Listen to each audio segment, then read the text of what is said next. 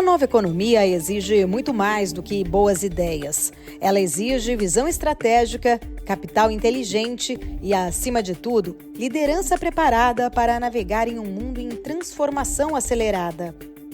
As empresas de tecnologia que estavam crescendo muito rápido estão tendo muito mais dificuldade em acessar o crédito. E aí isso acontece que só as melhores empresas estão conseguindo sobreviver, porque muitas vezes venture capital startups são empresas que precisam de muito caixa para que elas virem uma realidade, como Uber, iFood, Rappi.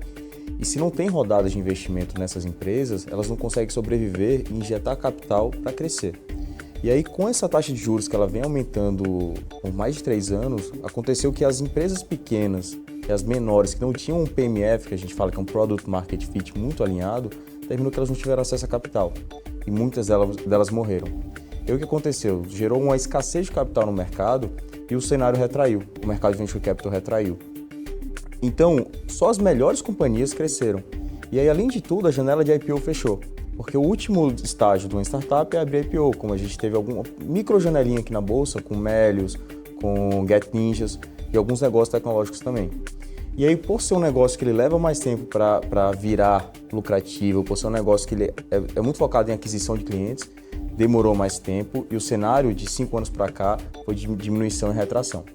E aí só as melhores empresas, as empresas mais resilientes conseguiram sobreviver e não só sobreviver, mas como também escalar muito. Enquanto o capital de risco se torna mais seletivo e os ciclos de investimentos ganham contornos geopolíticos, o Brasil tenta encontrar seu lugar neste novo tabuleiro. Seremos protagonistas na criação de hubs de inovação regionais ou seguiremos à margem do mapa global de capital? Que país estamos formando ao educar os líderes de amanhã? E que escolhas precisamos fazer agora para não ficarmos para trás?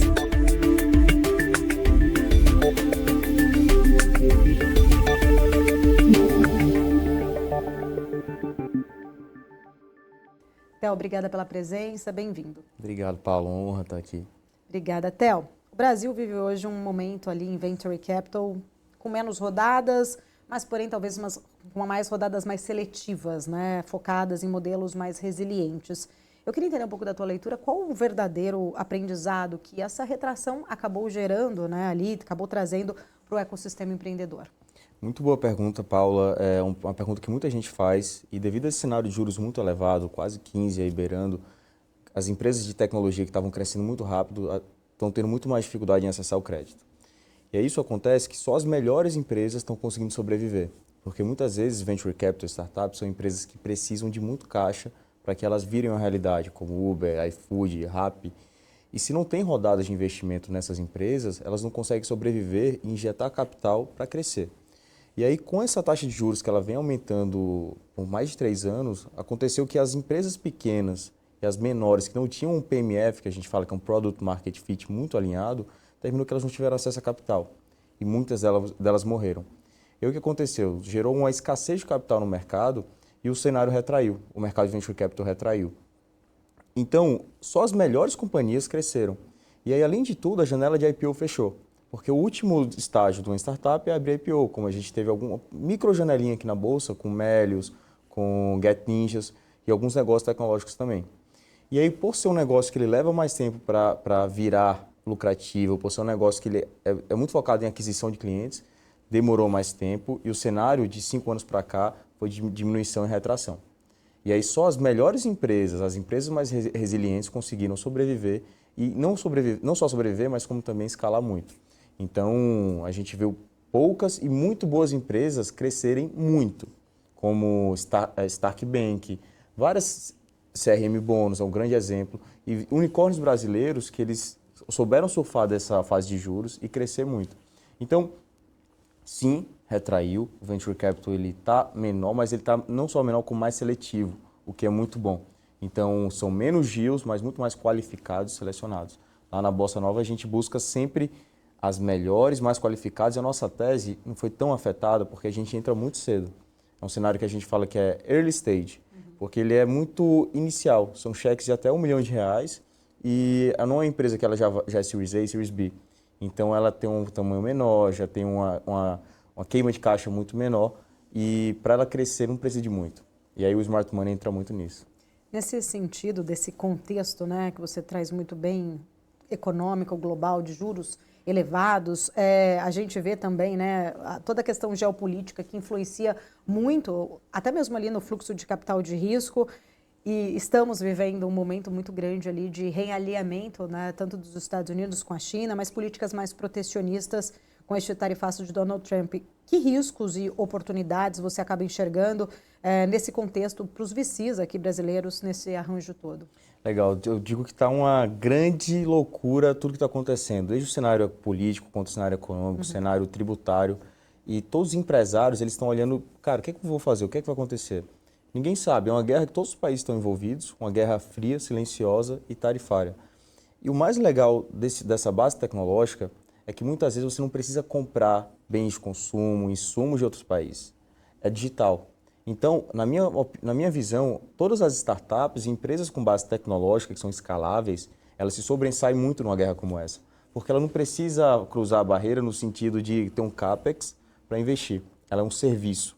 Então, o serviço, a tributação é diferente, porque se eu tiver uma empresa com base tecnológica no Brasil e quiser abrir nos Estados Unidos, eu não preciso importar nada. Eu estou levando um sistema e estou abrindo lá. Então, eu acho que no meio da incerteza, no meio do furacão, no meio da tempestade, tem um ótimo horizonte para, inclusive, empresas de tecnologia.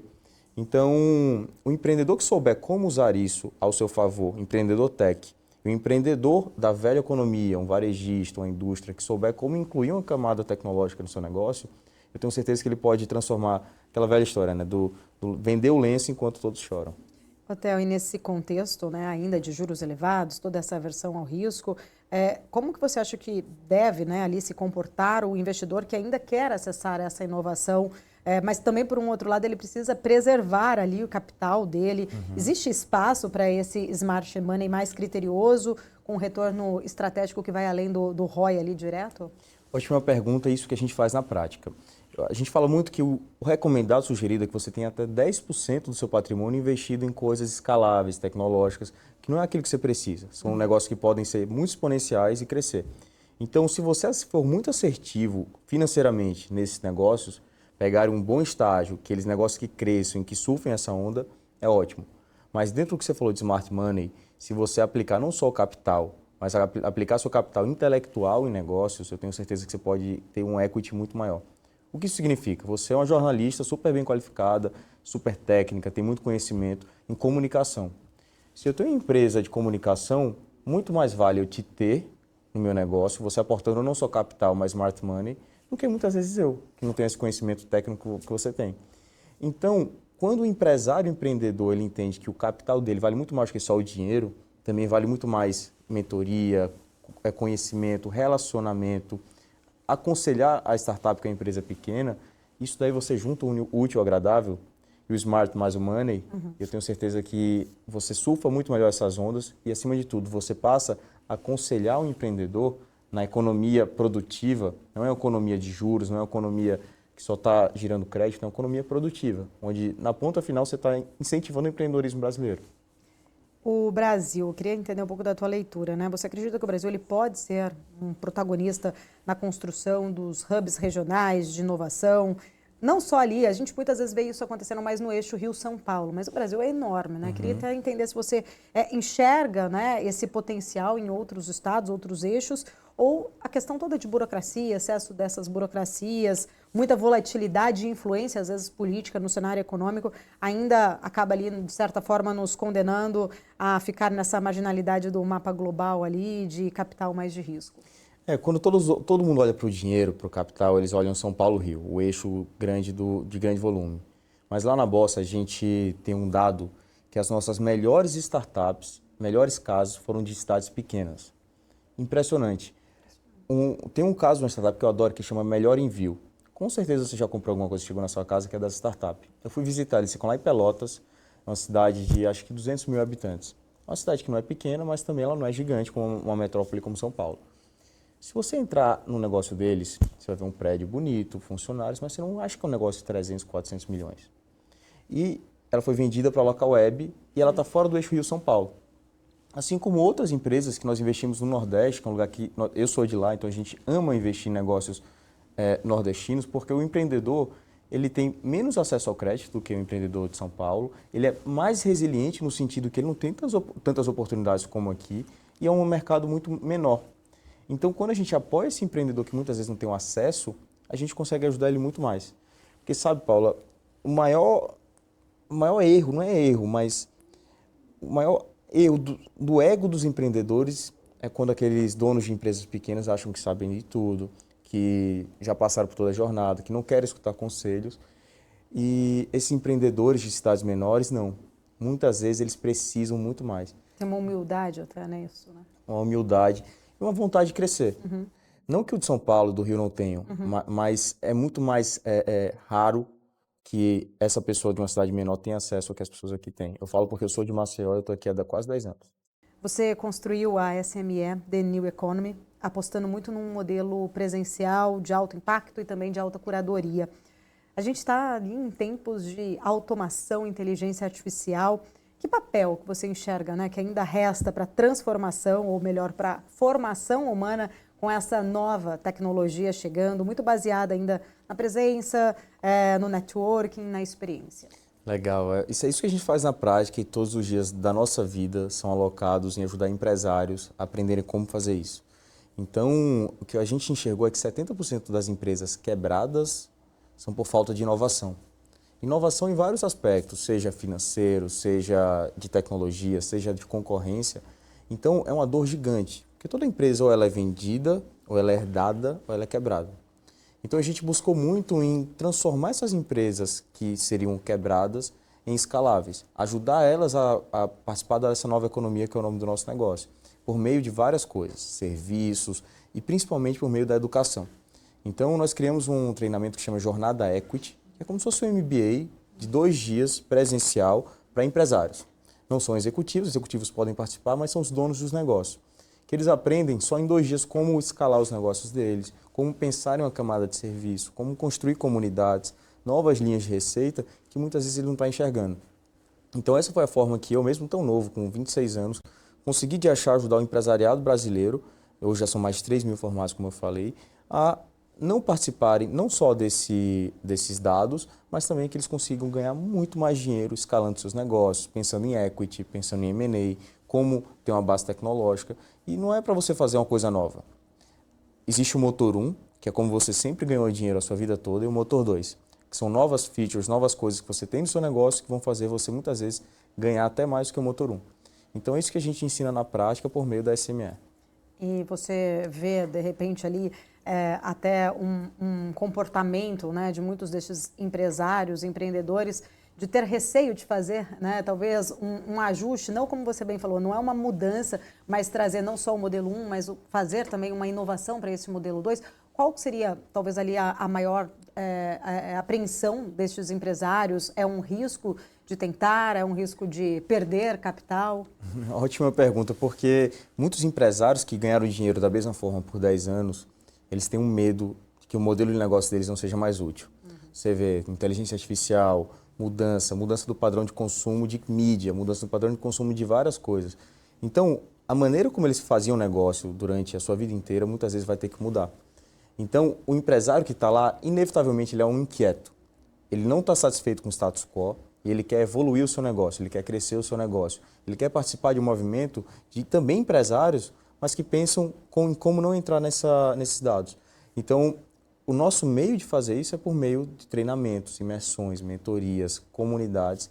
E aí entra o empresário que não quer se inovar, e a onda muitas vezes ela engole ele, assim como Kodak, várias grandes empresas que não quiseram inovar.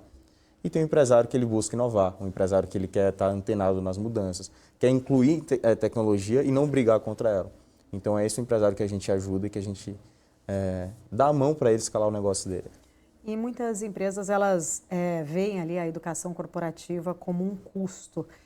Num cenário deste, né, que você traz muito bem aqui para a gente, que a inovação ela virou uma questão de sobrevivência, exatamente, não dá para a gente pensar numa empresa que não se adequar a este novo cenário. Qual que seria, ou qual ali você enxerga, né, que seja um erro estratégico de não investir em formação de lideranças, principalmente quando a gente fala no topo da pirâmide?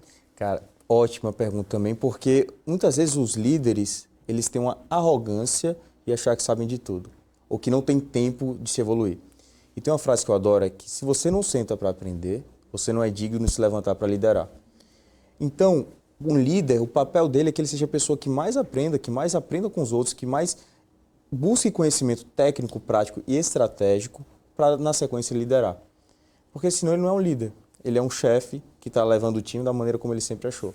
Então, existe essa demanda, existe essa negligenciação de vários grandes empresários na camada C-level ou do presidente do conselho, de que eles não querem sentar em mesas para estudar.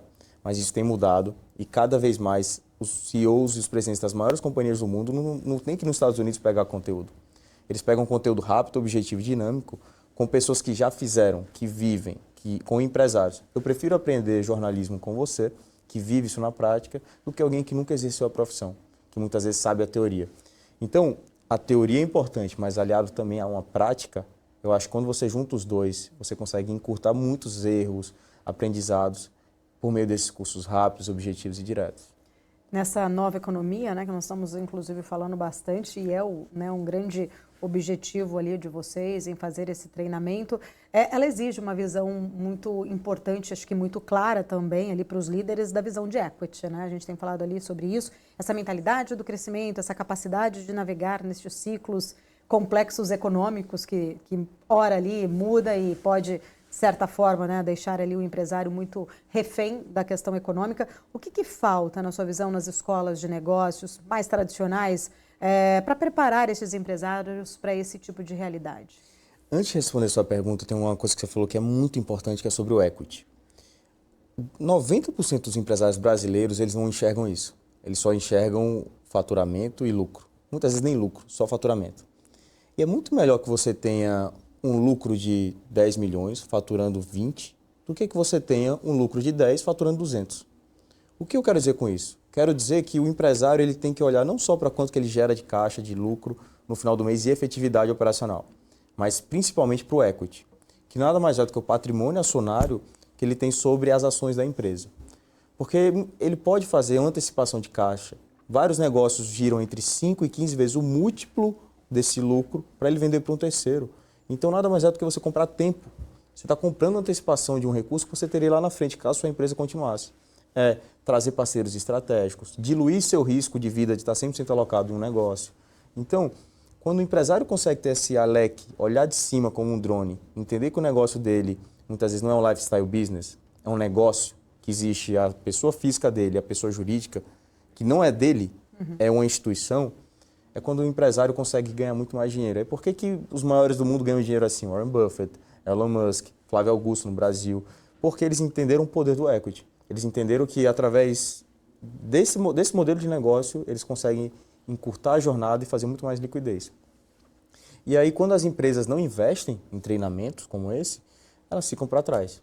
E é muito importante que se tenha essa inovação e esse modelo de inovação na educação. Porque muitas instituições são muito modelos teóricos de um bom tempo atrás e teorias que com a nova economia não se aplicam mais. Porque a teoria hoje, ela muda dia, tarde e noite. O Trump determinou que vai mudar a tarifa nos Estados Unidos. Se mudou o modelo de fazer negócio. Chegou o ChatGPT, chegou a inteligência artificial. Então é muito rápido, o mundo é muito dinâmico. Então, esse modelo de educação descentralizada, com pessoas que vivem, eu acredito muito nele, eu aposto muito nele. E nesse mundo novo e num mundo que a gente fala tanto sobre ESG, sobre governança, inclusive, né, até mesmo ali, a gente tem, né, infelizmente, ali uma baixa execução real disso nas organizações, né? Se fala muito ali no termo, mas quando você vai olhar, tem ali uma baixa execução nisso. Até, né, na questão da educação corporativa mesmo, isso pode se tornar um vetor legítimo, na sua opinião, de transformação mesmo estrutural e não apenas ali discursos mais de marketing institucionais? Eu tenho certeza que isso pode mudar a realidade das empresas. Eu falo porque, pelos meus números, das pessoas que estiveram conosco, eu vi negócios que poderiam morrer, escalarem, crescerem. Quando eu vejo as empresas mais tradicionais do Brasil, Ambev criando um Zé Delivery, quando eu vejo o iFood se tornando uma das principais empresas do Brasil, quando eu vejo a Cacau Show criando um parque de diversões, indo para o varejo, criando Cacau Lovers, você entende que inovar não é mais opcional, é inevitável. É necessário. É necessário, se você quiser sobreviver. Então, quando a gente consegue levar uma educação, não só marketing, mas algo na prática, com objetivos, que você consiga exercer e aplicar no seu negócio, você muda o jogo do seu negócio muitas vezes muito mais rápido. Então, eu falo por mim, pelo meu negócio. O que a gente faz na vida dos empresários, eu sou muito grato e honrado de liderar esse movimento mesmo tão novo. Qual o maior diferencial que você enxerga hoje dentro ali desse treinamento que vocês fazem? O maior diferencial é a maneira prática, objetiva e o nosso track record de mais de 2.000 startups investidas. Então a gente sabe o que acontece com 200 que já quebraram e mais de 100 que a gente já vendeu. E não só startups, negócio da economia real, private equity. Então a gente leva tudo que a gente faz para o empresário. Então a metodologia que a gente vive, que a gente faz, a gente vive de investimentos. Mas a educação a gente tem como objetivo de vida de transformar a vida de outros empresários. O Brasil tem uma juventude muito conectada, não só o Brasil, né? Mas assim, sempre a gente olha, tenta tentar entender um pouco mais o comportamento aqui no Brasil, mas a gente sabe que a juventude hoje está muito ali conectada. Ela é criativa e o Brasil tem essa característica, talvez, de ter um perfil mais empreendedor também ali, de se atirar mais na questão do empreendedorismo. Mas tem ali muitos, né? Talvez muitas vezes acabam herdando estruturas empresariais mais envelhecidas, até mesmo mais patrimonialistas. Como que você enxerga ou como transformar estes herdeiros nesses líderes, né, que são necessários para a nova economia? Muito bom. É um grande desafio de empresas familiares. Assim como eu te falei que empresas são quebradas, herdadas ou vendidas, 70% das empresas herdadas quebram. Por quê? Porque o filho criou raiva da empresa, porque o pai não ficava em casa, ficava na empresa, porque o filho não foi preparado o suficiente, porque o filho não teve interesse, porque o filho foi acomodado demais a ponto de não se interessar em fazer nada da vida. Então existem várias maneiras, não tem o certo ou errado. Mas quando eu vejo uma juventude que mesmo que você tenha acesso a várias coisas, bens físicos, e você ainda assim tem um desafio de construir mais, é quando eu fico muito esperançoso. No meu caso, eu vim de uma família que já tinha um patrimônio, que meu pai já construiu empresas, mas diferente do que seria o normal, ele nunca me deu acesso a esse patrimônio. Então eu falo muito, ele me ensinou a pescar, mas não me deu peixe. E eu acho que é um tipo de... Só interrompendo rapidamente, mas ele escreveu um livro especificamente com esse sobre título para isso. você, né? Ele fez um livro que chama Se Vira, Moleque. Aí eu falei, o moleque se virou. Muito interessante. E quando eu vejo vários amigos meus que foram acomodados, que tiveram acesso a tudo que eles queriam e criaram filhos herdeiros e não sucessores, eu entendo que o modelo de transformação de vida, de educação familiar, para se você quiser que o seu filho seja um grande líder, você não pode nunca acomodar. E, acima de tudo, o meu papel é de ser melhor do que meu pai. Eu não falo isso com arrogância. Eu falo isso porque eu nasci, o meu piso é o teto dele. Então, eu já nasci depois de ele ter construído tudo. Então, é obrigação minha que eu construa mais e que eu honre o meu legado do meu sobrenome. Não querendo ser igual a ele, ou diferente até por raiva, mas querendo ser uma versão evoluída, uma versão melhor. Alguém que ajude, que honre o passado muito, porque sem ele eu não seria nada, no sentido de mentalidade, educação, conhecimento. Sem os meus pais, jamais chegaria onde eu estou. Então, a juventude, ela tem que jamais se sentir acomodada. E quando eu vejo jovens empreendendo, ou que saíram do nada, ou que já nasceram em famílias prósperas, na própria empresa familiar ou empresas próprias, eu fico muito orgulhoso e eu sinto que essa nova geração de líderes tem um papel muito positivo de impactar, trazer tecnologia, trazer inovação. E, acima de tudo, algo que é muito importante, que a gente nunca viu, é levar essa mensagem para mais jovens. Então, era cool antigamente você não falar, você não se expor, você ficar nos bastidores. E hoje isso não é mais possível. Então, tem vários amigos que estão prestes a assumir a cadeira de negócios gigantes, que começaram lá no chão de fábrica, que esses caras são a próxima geração de líderes do Brasil, que vão trazer novos líderes também. Então, com exemplos, casos reais, pessoas do bem, humildes, que a gente vai conseguir formar mais líderes nesse sentido. Você trouxe uma característica, ou na verdade um dado, né, interessante e que chama muita atenção, que 70% então dessas empresas que são herdadas, elas quebram. Olhando para os outros 30%, né, qual podemos dizer ali de repente que seja o fator principal para elas terem conseguido ter sucesso? Um bom planejamento sucessório, uma boa criação e educação no sentido de o filho entender que ele não merece aquilo a não ser que ele pague o preço para isso. Porque tem muita gente que só está no cargo por estar, por ego, por vaidade, e ela não foi preparada para isso. Então, esses 30% são pessoas resilientes, pessoas que aprenderam, Pessoas que tiveram essa formação empreendedora para tocar o negócio e que, acima de tudo, elas sabem o preço do insucesso. Porque tem muita gente que acha que, pelo berço de ouro que nasceu, ela vai seguir nesse ouro pelo resto da vida. Mas não. Alguém um dia batalhou para que ela estivesse ali. Então, que se honre esse passado e que construa ainda mais. Ô, Theo, olhando, né, até voltando para aquela questão muito do equity que você fala, e você fala muito sobre jogar esse jogo do equity, nesse cenário que nós estamos, né, um cenário macro ali ainda de baixo crescimento, a gente até falou antes dos juros altos e a consequência disso é, de fato, trazer a economia e esfriar a economia, a gente acaba tendo ali essa instabilidade também fiscal no Brasil. Como que você vê, né, como os empresários eles podem, de fato, extrair o valor real dos seus negócios? Há espaço ainda para fusões, para liquidez, para estratégias mais de monetização de equity aqui no Brasil? Com certeza, eu acho que está começando agora. O mercado de private equity, de venture capital, não é porque ele retraiu, porque o juros está mais caro, porque o acesso capital está mais caro, que os deals menores, inclusive de fusões, eles morreram. Eu acabei de fazer um deal na minha companhia, que deve sair logo mais, onde eu vendi 10% dela para investidores estratégicos. Eu não busquei um investidor profissional nesse caso, um fundo. Eu busquei smart money, pessoas que me ajudassem a sair do ponto A para o ponto B. Então, o mercado de fusões é você unir a força de duas potências, quando muito bem alinhadas, e você conseguir construir, às vezes, algo muito maior.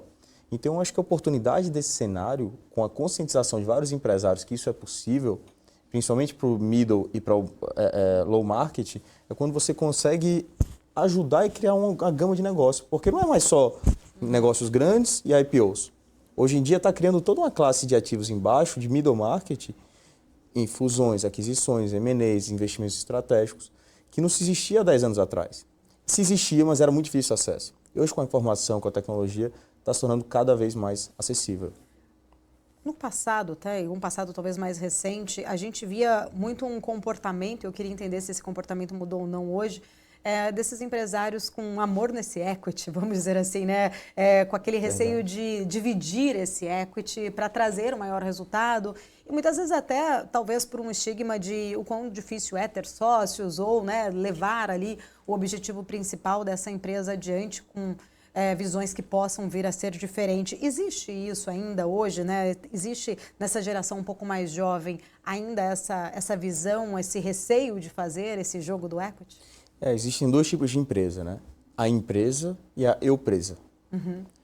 Quando é eu-presa, tá tudo bem. É um lifestyle business. Você tem um negócio para sustentar o seu padrão de vida. Mas quando é uma empresa, é uma instituição. E você tem que fazer bons negócios com ela. Que você mantenha seu padrão de vida por meio dela, mas que você foque no melhor negócio para ela possível. Se você trazer um mau sócio para o seu negócio, é um erro seu. Mas se você trazer um bom sócio, também é um acerto seu. O que eu quero dizer com isso? Que existe muito preconceito, sempre existiu, de vários empresários, principalmente tradicionais, de trazer sócios para o seu negócio, mas eu tenho visto que com a nova economia, com acesso à informação, modelos de contrato mais modernos, isso tem mudado. Então o empresário hoje, ele está mudando, ele busca até se associar a mais pessoas que ajudem a escalar do que ele ficar sozinho. Por que Jeff Bezos tem 4% da Amazon? Por que os maiores empreendedores do mundo têm participações pequenas dos seus negócios?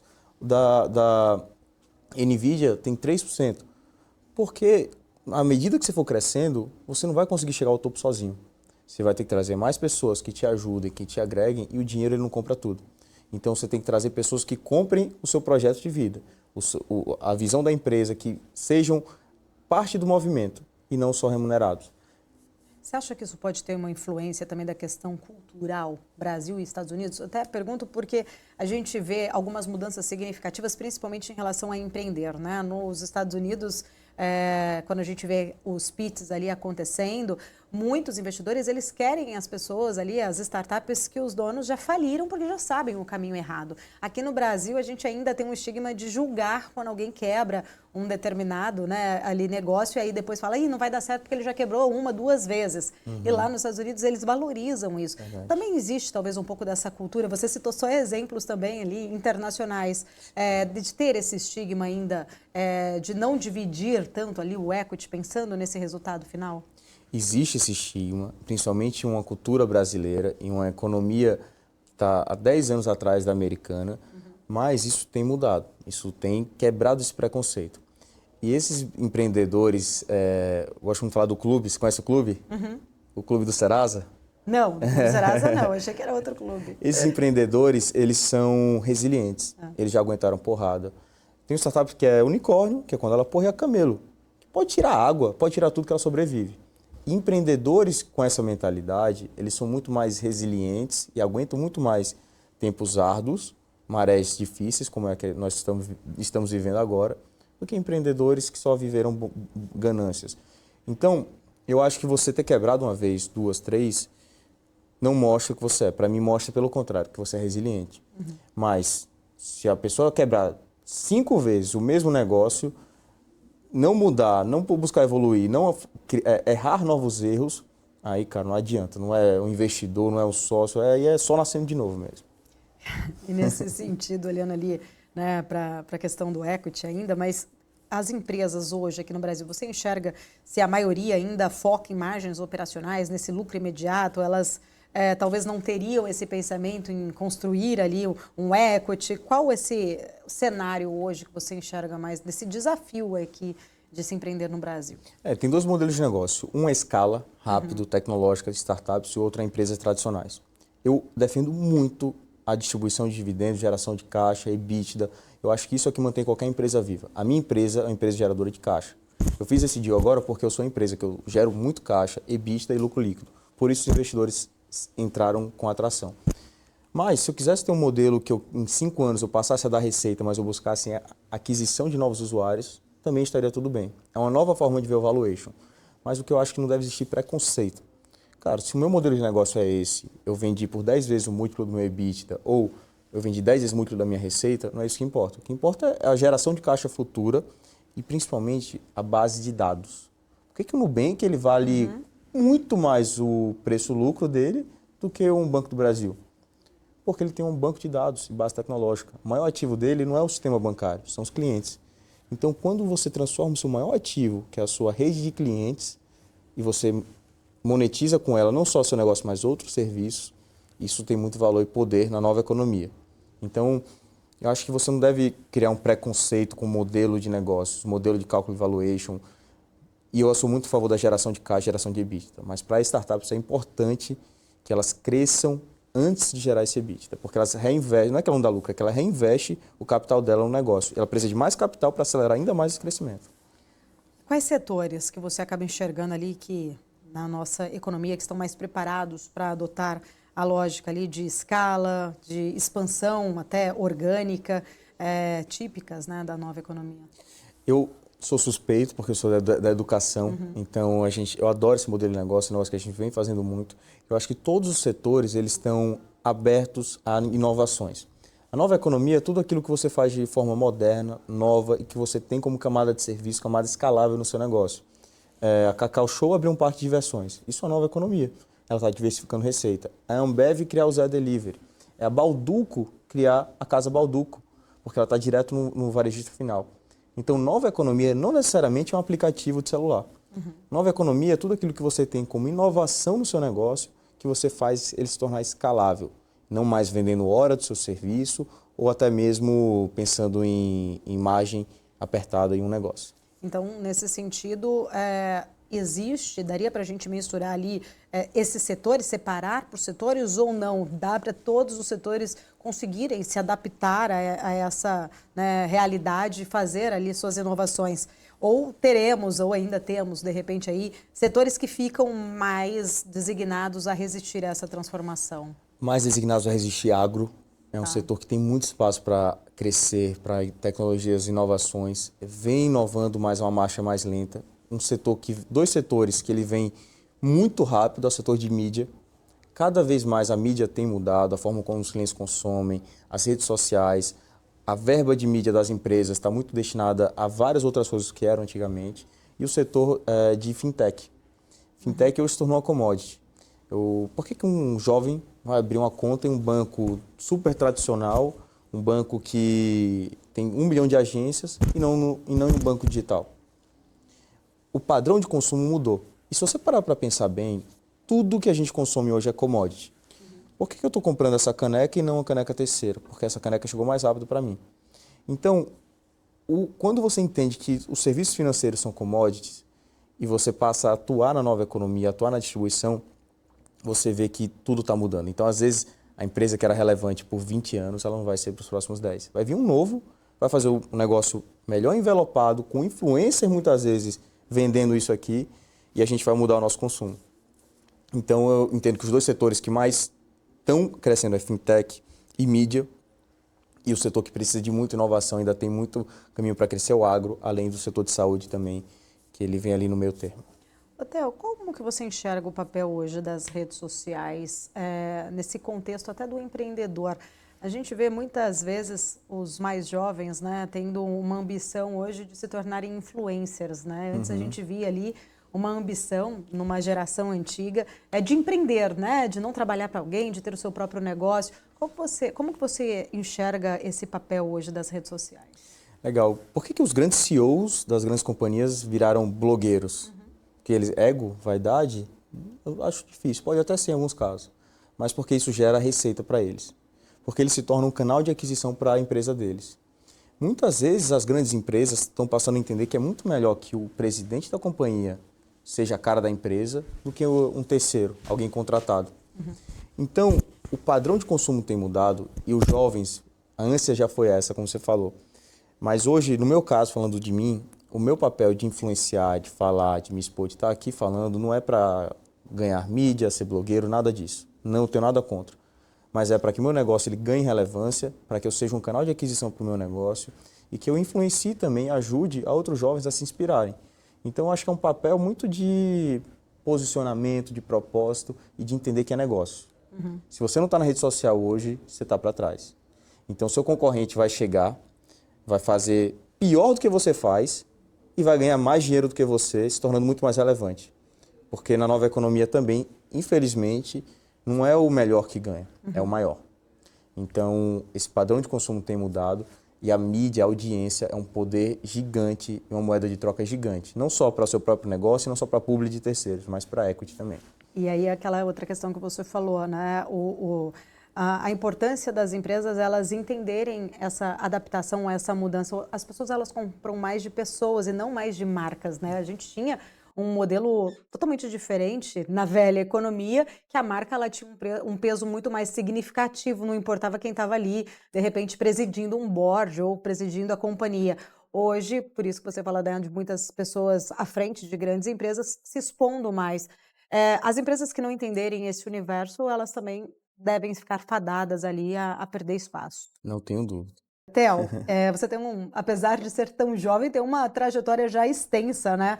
Você começou vendendo ingressos em Maceió, já agenciou artistas, foi empresário de DJ, migrou para essa parte da educação, Venture Capital. Entender primeiro, né, ali, que parte desse passado seu, talvez mais improvável, acabou moldando o Theo Braga de hoje. Bom, eu não costumo falar muito, eu sou meio envergonhado para falar, não é por vergonha, mas eu prefiro falar do negócio que da minha história. Mas, cara, eu comecei lá em Maceió, com 14, 13 anos, meu pai queria comprar alguma coisa, não lembro, sapato, um relógio, não lembro o que era, que meus amigos tinham, estava na moda, e meu pai falou, se vira. Aí eu comecei vendendo ingressos de festas locais na escola e ganhava, cada 10 que eu vendia, ganhava um. E aí isso foi escalando. Abri uma etiqueteira de ingressos lá em Alagoas, que se tornou muito relevante. Depois eu vendi esse negócio, abri uma agência de DJs local, comecei a fazer alguns eventos local. Lá em Maceió, eu decidi vender tudo, fiz uma boa liquidez. Boa na época, para mim era muito grande, e vim para São Paulo. Com quantos anos nessa época? Eu tinha 17 anos. Eu vim estudar aqui, eu fiz uma faculdade aqui e nela eu não conhecia ninguém e fui crescendo. E entrei no mercado financeiro, passei 6 meses, aprendi muito. Lá no comecinho, ligava para 40 clientes por dia e foi muito importante para formar e moldar o meu conhecimento, quem eu sou hoje. E várias coisas, estou resumindo muito, mas várias coisas difíceis, por menos que pareça, aconteceram, assim como é difícil para todo mundo. Eu quero mostrar que para mim também não foi fácil, como muitos acham que foi. O que não tem problema nenhum acharem, mas quando você vê essa história, ela é muito importante para quem eu sou hoje, quem eu estou construindo hoje. E aí eu trabalhei no mercado financeiro, comecei a trabalhar com alguns artistas, me tornei sócio de uma grande agência de DJs, que a gente representava os maiores do Brasil, a Loki, fui empresário de alguns nomes como o Santi. E aí surgiu um Réveillon, chama Arcanjos, que é na minha cidade natal. Eu fundei ele e hoje se tornou o principal Réveillon do Brasil para jovens. A gente leva todos os anos 3.000 a 3.500 jovens de alto padrão para conhecer o lugar que eu nasci. E é muito legal que a gente leva os maiores artistas do Brasil. E isso também começou pequeno. Foi luta, foi confusão para a gente construir. E hoje a gente chegou ao 5º ano, estamos indo para o 6º ano. E nós vendemos parte dessa operação para a Holding Club, que é o banco de eventos que produz o N1 no Rio de Janeiro, que é a maior empresa de entretenimento privado do Brasil. Então, começou muito nesse mundo do entretenimento e chegou num ponto ali da pandemia que minha receita foi para zero. E eu olhei para os lados e falei, cara, o que eu posso fazer? Que eu posso atuar também nesse presencial, mas eu também posso ajudar as pessoas. Porque no entretenimento, às vezes eu mudo a vida de uma pessoa que ela conhece, eu mudo a vida dela. Meu irmão conheceu a esposa dele em um desses eventos, um Réveillon. Mas como que eu ajudo você a crescer como pessoa, que você fique muito feliz e que eu ganhe dinheiro? E aí surgiu a educação empresarial. A gente começou ensinando a como investir em Venture Capital, que era uma dor muito latente do momento. E depois a gente escalou para vários outros negócios. Aí surgiu a Smart Money Education na época, em 2021, que ela foi crescendo, se tornou SME. E hoje é um ecossistema de negócio. A gente está indo para faturar 100 milhões esse ano com esse negócio. É um negócio onde a gente tem várias empresas que nós já compramos, que prestam serviços B2B, e além dos treinamentos educacionais, formações, comunidades. E é um negócio que ele vem tomando uma proporção muito grande. E assim, sou muito grato e muito feliz de todos os momentos que eu passei, de onde eu vim, a história de cada não que eu levei, cada porta fechada que eu levei. E sou muito grato também que meu pai não me ajudou financeiramente. Então ele não me deu, cara, vai lá, abre, faz isso. Muito pelo contrário, o que ele até dificultou, isso é público, ele fez, para que a gente fosse resiliente. E é uma jornada que quando você olha de fora, você fala, a história do herói, não, cara. Assim, tem muito desafio, é uma jornada, é uma batalha diária, todos os dias são novos desafios. E o meu papel é muito de olhar para frente, construir o meu legado com a história do bem, ajudando pessoas e contribuindo com a vida de pessoas também. Você falou que tiveram aí muitos nãos, mas acho que esse é um ponto interessante até para mostrar essa resiliência da parte de se empreender, né? No dia a dia a gente está mais acostumado a levar, de repente, muito mais nãos, né, do que sims. Os sims são fáceis, mas são os nãos ali, eles acabam sendo bem importantes para moldar, né, também bastante, acho que a trajetória das companhias. As pessoas só mostram sims, né? Que é normal. Mas os nãos são que educam, te mostram que muitas vezes você precisa ajustar uma rota para ir atrás, se você for resiliente, se você tiver costa larga, como a gente fala lá no Nordeste. Então, empreender é uma luta diária, é uma batalha diária, você tem que ser resiliente, aguentar. E ainda mais jovem, você tem que conquistar o seu espaço, porque você não é respeitado. Eu nunca fui, não quero e não sou respeitado pelo que o meu pai construiu. Eu não uso o sobrenome dele, não é porque eu não quero, porque o sobrenome que ele usa é o nome composto. Só para quem não sabe, ele é filho, então, aqui do Kepler, do João Kepler. Isso. E eu busco construir o meu próprio legado e ser honrado pelo meu próprio legado, pela história que eu venho construindo. Porque não é porque eu nasci filho dele que eu sou o cara. Eu só fiz nascer. Então eu tenho que construir meu legado de ajudar as pessoas, de contribuir para o bem, fazer um negócio relevante, ajudando quem está comigo e as pessoas que estão comprando de mim. E quando você é jovem, existe muito preconceito. Mas você tem que levantar a cabeça, escutar os nãos, não ficar com raiva e saber que isso aí é uma dificuldade que muitas vezes vai te levar a um outro caminho que você nem imagina. Theo, você até já viu uma entrevista sua e você fala ali, acho que com muita naturalidade, sobre abandonar os círculos sociais que te limitam, né, e mudar ali de geografia para crescer. Você até falou que veio estudar aqui em São Paulo, né, mudou literalmente para poder crescer. Na prática, o quanto que você enxerga, né, o ambiente ainda sendo ali, né, um dos principais freios para muitos jovens que têm muitos talentos, mas que acabam às vezes não desenvolvendo esses talentos? Eu diria que é crucial.